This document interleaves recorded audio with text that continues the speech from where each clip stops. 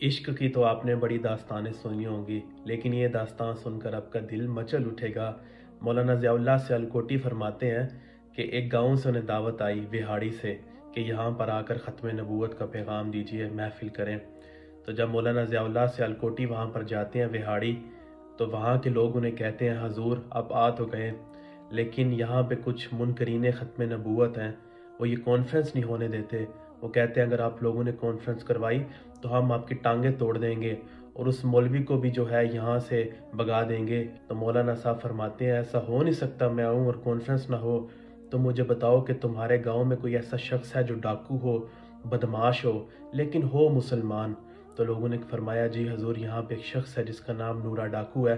तो मौलाना साहब कुछ लोगों के साथ नूरा डाकू के पास जाते हैं। तो नूरा डाकू अपनी हवेली के अंदर चारपाइयों के ऊपर उसके साथ लोग बैठे हुए हैं और ये असला साइड पे भी पड़ा हुआ है।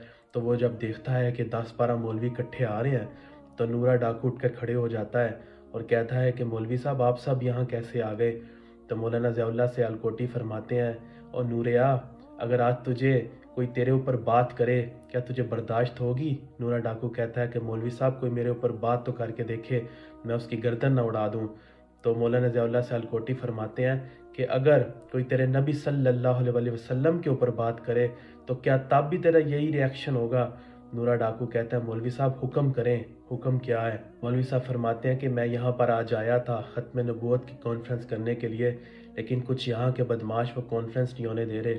नूरा डाकू कहता है मौलवी साहब मैं डाकू ज़रूर हूँ लेकिन बेगैरत नहीं हूँ, मेरे होते यहाँ पे कॉन्फ्रेंस ना हो, ऐसा हो नहीं सकता। नूरा डाकू मस्जिद के लाउड स्पीकर में ऐलान करता है और कहता है कोई माई का लाल? तो नूरा डाकू के सामने आए। नूरा डाकू मस्जिद के बाहर बैठा है, यहाँ पर कॉन्फ्रेंस भी होगी और हर रोज़ कॉन्फ्रेंस हुआ करेगी। तो जब कॉन्फ्रेंस हो जाती है, 2.5 घंटे कॉन्फ्रेंस होती है, तो नूरा डाकू फिर मस्जिद के लाउड स्पीकर में ऐलान करता है कि अगर तुम लोगों ने इन गांव के लोगों को कुछ कहा बदमाशों, तो नूरा डाकू से बुरा कोई नहीं होगा। तो जब मौलाना ज़ियाउल्लाह से अलकोटी साहब वापस जाते हैं, नूरा डाकू उनको टांगे पर छोड़कर वापस घर आता है। तो कुछ अरसे बाद दीदार मुस्तफ़ा होता है, किस्मत अंगड़ाई लेती है और हुज़ूर पाक सल्लल्लाहु अलैहि वसल्लम नूरा डाकू के ख्वाब में आकर कहते हैं आज तुझे लोग नूरा डाकू के नाम से नहीं, नूर मोहम्मद के नाम से जानेंगे। तो आज मैंने तुझे कबूल कर लिया। नूरा डाकू कुछ अरसे के बाद उन्हीं मौलाना साहब के पास जाता है, मौलाना ज़ियाउल्लाह से अलकोटी के पास, और उसने बड़ी खूबसूरत दाढ़ी रखी होती है, सर पर इमामा है। तो मौलवी साहब पहचान नहीं पाते, वो कहते हैं यार आप कौन हो, बड़े प्यारे हो।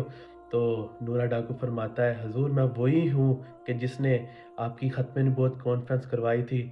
तो मौलाना साहब की आंखों से आंसू शुरू हो जाते हैं।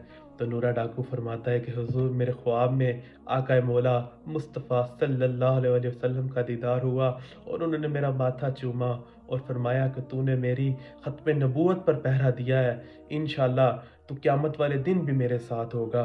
तो तब से जो है मेरा ईमान और मजबूत हो गया।